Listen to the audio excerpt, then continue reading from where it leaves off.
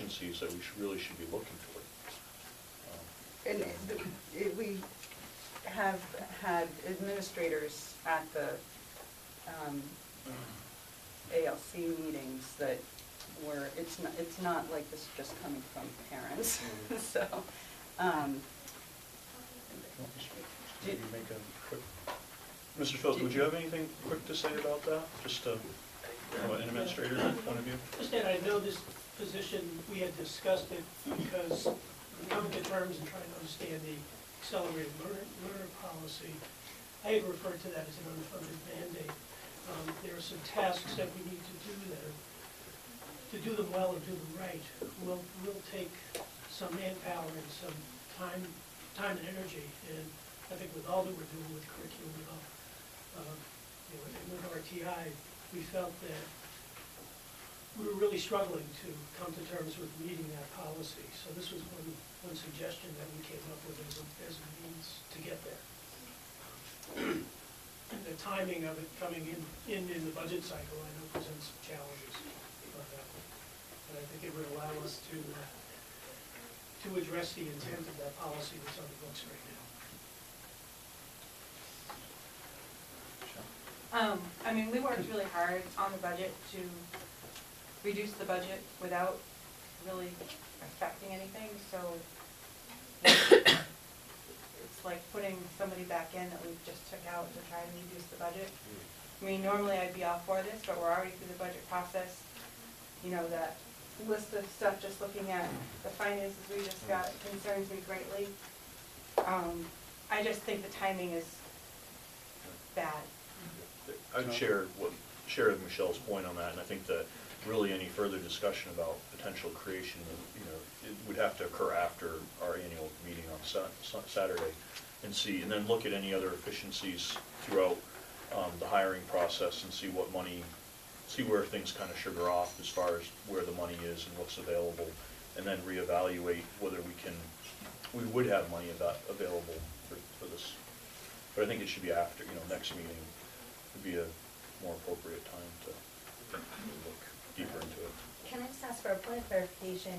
When we had the assistant superintendent role, they served also as the curriculum coordinator for the full SAU, right? This position would be the enrichment piece of it, but would they also be taking on that component that has kind of disseminated to not me? yeah, I think, just speaking for myself, it would be curriculum in general, not only enrichment, but only for Haverhill, not right. for the SAU. Well, and I guess that was part of the bigger question is we have looked at shifting some of our leadership positions through the K-8 model. I mean, is this, in your mind, a full FTE? I think that would really depend on what the administrators thought Yeah. and what the job description came out to be. And if you have less than an FTE, then obviously the job description would change accordingly. So I I've been asked about that a little bit. And I know we've talked about some consolidation between pre-K through 8, and I recognize that there's been a lot of change within the SAU, and I would really advocate for some stability in terms of manpower. If there is a change at the elementary level and I'm picking up some responsibility there, I would hope to at least have the same level of manpower that's currently there.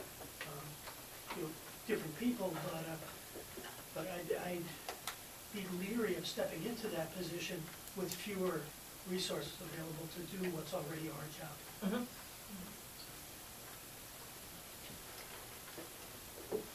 Anyone else?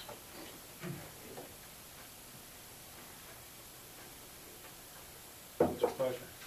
I'm going to table this topic until after the annual meeting. So I think our next I think we meeting need to table it even further until after we've hired our staff, because we need 2 principals, a guidance counselor, a couple of teachers,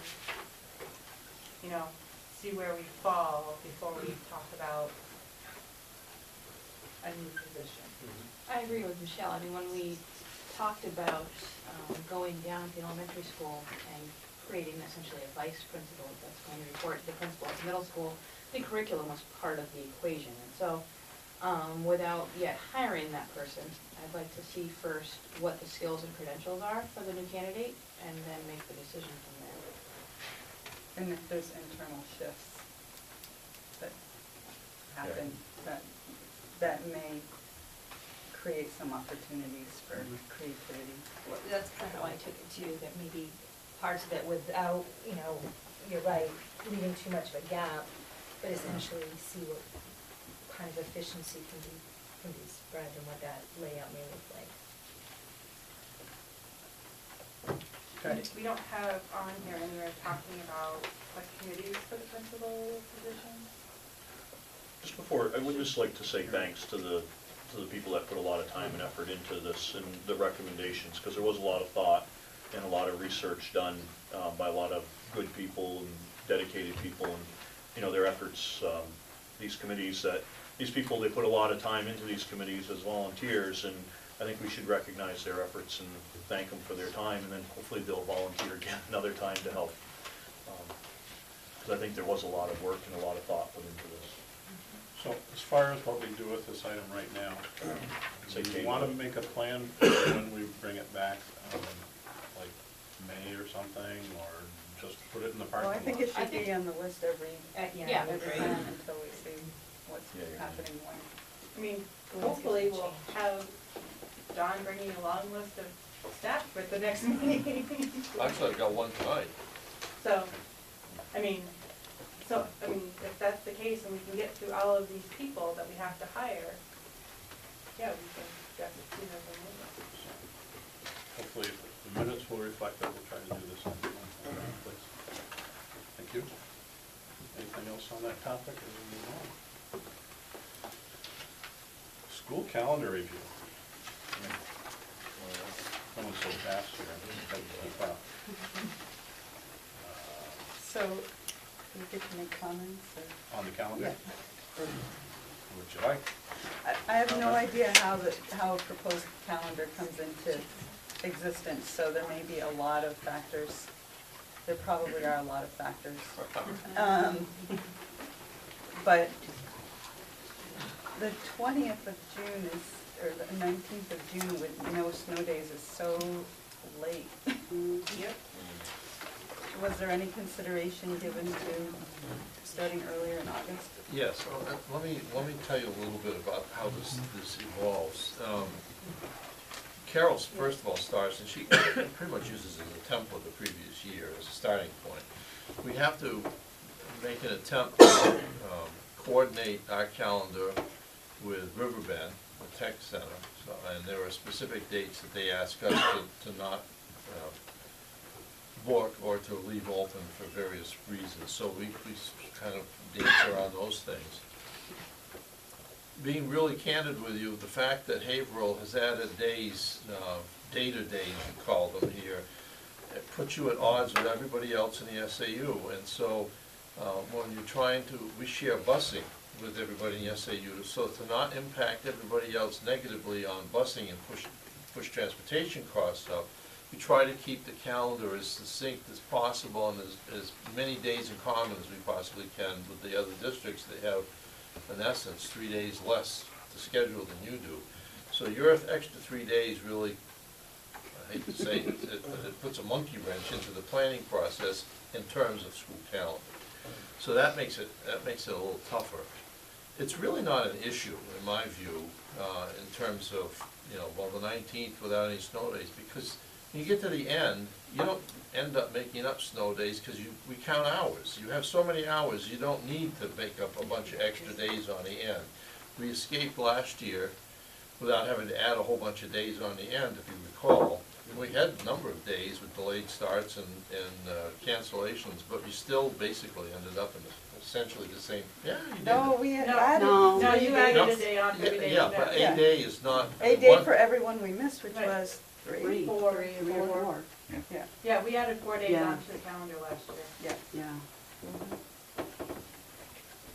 Okay, all right, I'll rescind what I just said then, and at least that piece.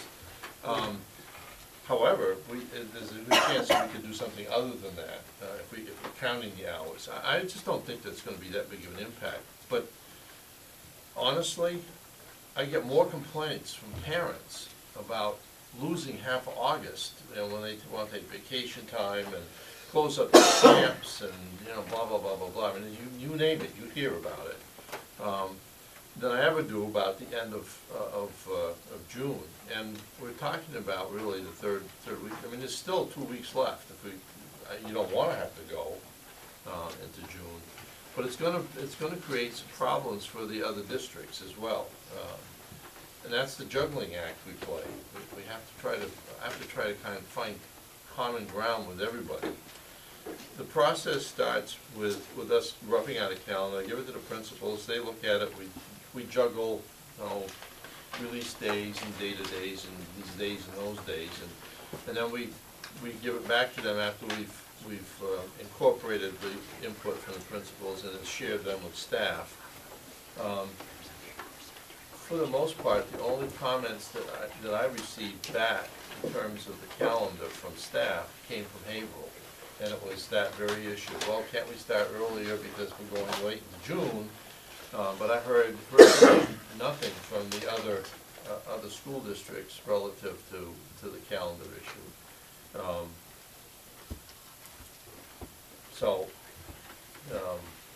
That's kind of the process that we go through. And I guarantee you, it doesn't matter what you pick for calendar.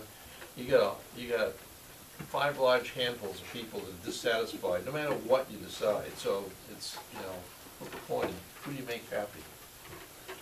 I just have a question, is that okay? Speaking of the day-to-days. So there's a day-to-day listed for in March on the 17th. We had one in the beginning of February, this past February, which I thought was okay because we had just started our next quarter. So for the elementary school, it kind of worked, and then we could meet and work on our groups and do with that. And I personally think that one in March is kind of late because we're almost getting to the end of a quarter and getting ready to start another quarter before we kind of go over, but that's just my input. Correct me if I'm wrong, but we've got the principals here, but the data-days were negotiated by the principals at one of our administrative meetings. I mean, I didn't really have a particular care where we put them, and this was in the judgment of all the administrators, the best placement for the days.